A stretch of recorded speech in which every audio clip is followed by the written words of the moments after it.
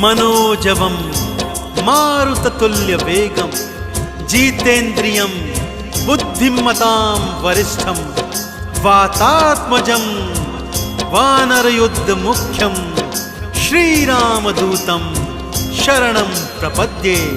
श्रीरामदूतं शरणं प्रपद्ये। बोलिए बाला बजरंग बली हनुमान जी की। भक्तजनों, जैसा कि आप और हम सब ये बात जानते हैं कि श्री हनुमान जी जैसा प्रभु श्री राम जी का भक्त न तो इस सृष्टि में कभी हुआ है और न कभी होगा। प्रभु श्री राम जी ने भी श्री हनुमान जी को भरत के समान अपना भाई बताया है।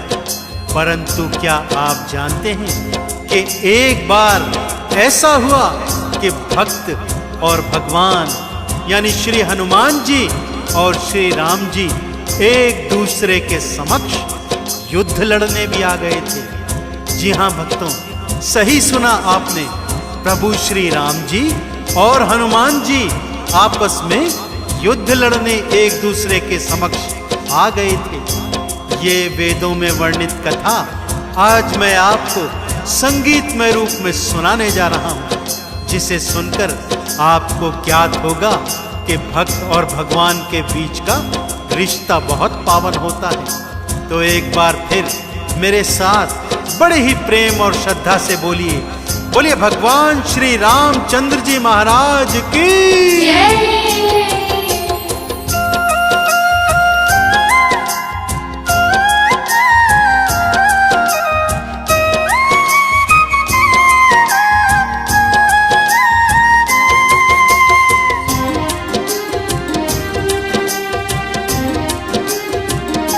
वेदों की गाथा बड़ी महान, वेदों की गाथा बड़ी महान, वेदों की गाथा बड़ी महान, वेदों की गाथा बड़ी महान।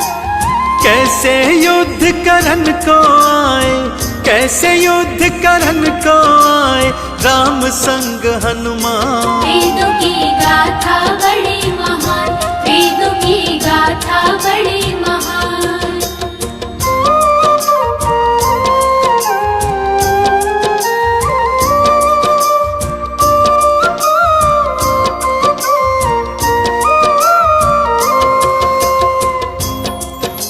पावन कथा कुछ इस प्रकार से है भक्तों। एक बार सुमेरु पर्वत पर संतों की महासभा हो रही थी। कैवर्त देश का राजा सुकंत भी उस सभा में भाग लेने हेतु जा रहा था। तभी मार्ग में उन्हें देवर्षि नारद ने दर्शन दिए। जब उनसे जाने का कारण पूछा तो सुकंत ने बताया, देवर्षि मैं संतों की सभा में भाग लेने जा रहा हूं। तब देवर्षि नारद ने उन्हें समझाया, हे सुकंत, सभा में सभी संतों को प्रणाम करना, परंतु मुनि विश्वामित्र को प्रणाम करने की कोई आवश्यकता नहीं है, क्योंकि वो जन्म से संत नहीं थे, पहले राजा थे, बाद में संत बने हैं। ना जाने क्यों सुकंत ने उनकी बात को मान लिया और सभा में सभी संतों को प्रणाम किया, परंतु मुनि विश्वामित्र को प्रणाम नहीं किया। मुनि विश्वामित्र इस अपमान को सहन न कर सके भक्तों, और गुस्से में तमतमाते हुए अपने परम शिष्य प्रभु श्री राम जी के महलों में आ गए। जब प्रभु श्री राम ने क्रोध का कारण पूछा तो मुनि विश्वामित्र ने राम जी को ये बताया, तुम्हारे होते मेरा राम अपमान हुआ है। सुकंतिक राजा जिसने मेरा अपमान किया है। सुकंतिक राजा जिसने मेरा अपमान किया है। मेरे अपमान का बदला तुम्हें ही लेना होगा। सुकंत का शीश काट के चरणों में रखना होगा। सुकंत का शीश काट के चरणों में रखना होगा। गुरु के मुख से बात सुनी तो, गुरु के मुख से बात सुनी तो राम हुए हैरान। वेदों की गाथा बड़ी महान, वेदों की गाथा बड़ी महान।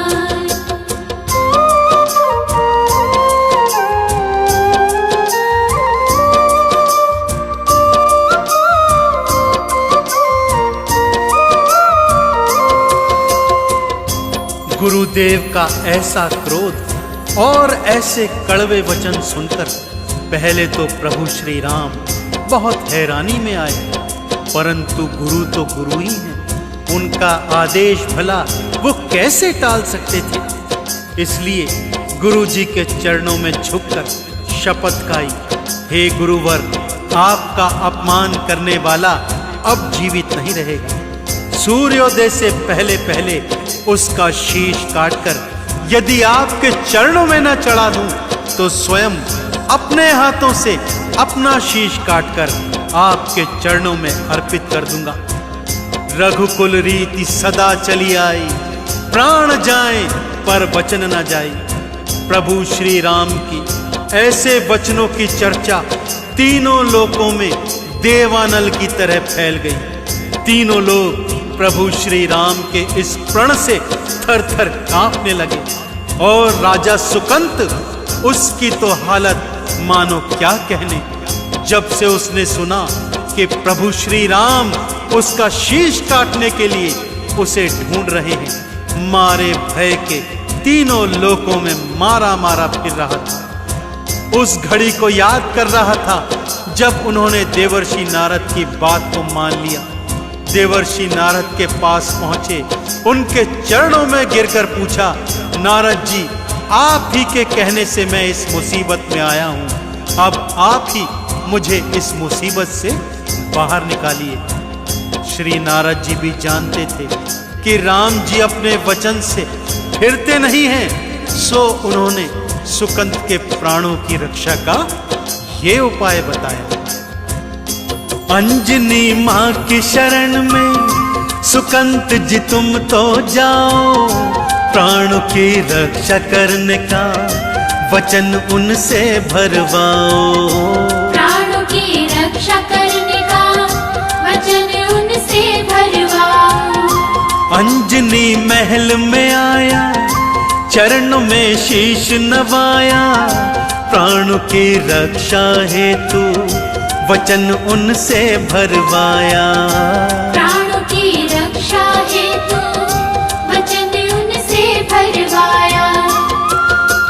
जा तेरे प्राणों का रक्षण, जा तेरे प्राणों का रक्षण करे मेरा हनुमान। वेदों की गाथा बड़ी महान, वेदों की गाथा बड़ी महान।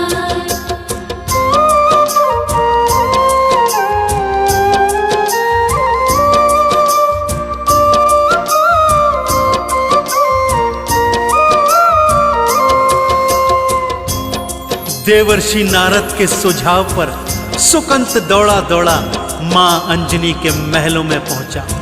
मां अंजनी कुछ पूछ पाती इससे पहले चरणों में गिर गया और बोला, मां, मेरे प्राणों का रक्षण करने का वचन दीजिए। मां अंजना द्वार पर आए भिक्षुक को कैसे लौटाती, सो बोली, जा ठीक है, मैं वचन देती हूं, तेरे प्राणों का रक्षण मेरा पुत्र हनुमान स्वयं करेगा। उधर हनुमान जी, राम जी, भरत, लक्ष्मण सभी सुकंत को तीनों लोकों में ढूंढ रहे थे। हनुमान जी भी सुकंत को खोजते खोजते अपनी माता अंजना के महलों में पहुंचे। मां ने अंदर आते ही अपने पुत्र को कहा, हे पुत्र हनुमान, अपने प्रभु श्री राम की सौगंध खा कि जो बात मैं तुझसे कह रही हूं वो तुझे निभानी होगी। माता की आज्ञा भला हनुमान जी कैसे टालते भक्तों। सो बिना सोचे विचारे प्रभु राम की सौगंध खा ली। तब मां ने अपने पीछे छुपे सुकंत को बाहर निकाला और बोला, तुझे इसके प्राणों की रक्षा करनी होगी। हनुमान जी को काटो तो खून नहीं। जिस प्रभु श्री राम ने सुकंत को मारने उन्हें भेजा था, माता अंजनी उसी के प्राणों के रक्षण का वचन हनुमान जी से ले चुकी थी।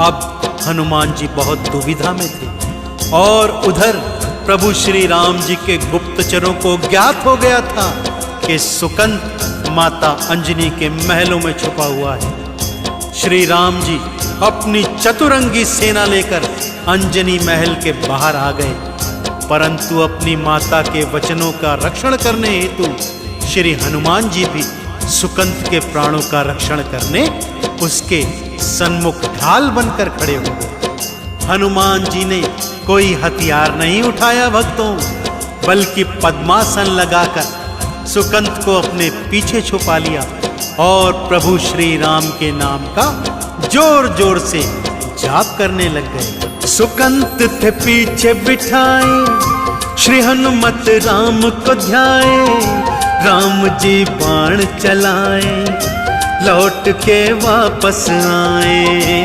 राम जी बाण चलाए, लौट के वापस आए। राम से बड़ा तो भक्तों राम जी का नाम है, श्री हनुमत वंदन करते राम जी हैरान है। श्री हनुमत वंदन करते राम जी हैरान है। लक्ष्मण जी ने बाण था छोड़ा, लक्ष्मण जी ने बाण था छोड़ा, मूर्छित भय हनुमान। वेदों की गाथा बड़ी महान, वेदों की गाथा बड़ी महान।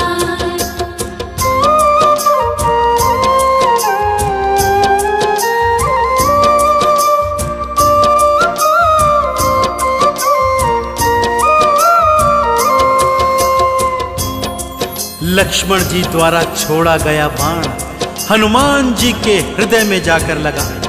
हनुमान जी हे राम कहते हुए धरती पर मूर्छित होकर गिर गए। इधर हनुमान जी धरा पर गिरे तो उधर प्रभु श्री राम भी रथ से नीचे गिर गए भक्तों, और थोड़ी देर के लिए मूर्छित हो गए। सभी हैरान परेशान थे, ये हुआ तो आखिर हुआ क्या। थोड़ी देर में प्रभु की तंद्रा वापस आई। बोले हे लक्ष्मण, जिस मेरे भक्त के हृदय पर तूने बाण मारा है उसके हृदय में तो मेरा ही वास है। चोट उसके हृदय को नहीं, मेरे हृदय को लगी है। अपने भक्त हनुमान को घायल देखकर प्रभु श्री राम दौड़कर हनुमान जी के पास आते हैं, उनका शीश अपनी गोद में लिटाते हैं और आंख बंद कर कर उनके शीश पर हाथ फेरते जाते हैं। परंतु भक्तों, हनुमान जी मूर्छित नहीं हुए थे। ये तो अपने भगवान को रिझाने की एक कला थी। जब श्री हनुमान जी ने देखा प्रभु श्री राम की आंखों में आंसू हैं, नेत्र बंद हैं और उनके शीश पर हाथ फिरा रहे हैं, चुपके से सुकंत को अपने पीछे से निकाला और उसका शीश प्रभु के सन्मुख कर दिया। प्रभु ने उसके शीश पर भी प्यार से हाथ फेर दिया। बस फिर क्या था, जय श्री राम का उद्घोष करते हुए हनुमान जी खड़े हो गए और बोले, हे भक्त वत्सल, आपने इसके शीश पर हाथ धर दिया है, अब भला आप इसे मारेंगे कैसे। राम जी भी धर्म संकट में फंसकर ये सोचने लगे, भक्तों, ये मेरी शरण में आया, इसे मारूंगा कैसे। गुरु के वचनों को मैं भला निभाऊं कैसे।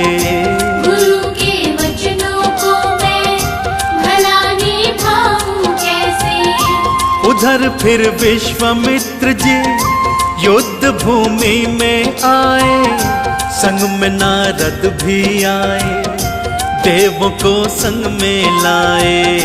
संग में नारद भी आए, देवों को संग में लाए। सुकंत से नारद जी बोले, सुकंत से नारद जी बोले, गुरु को करो प्रणाम। वेदों की गाथा बड़ी महान, वेदों की गाथा बड़ी महान।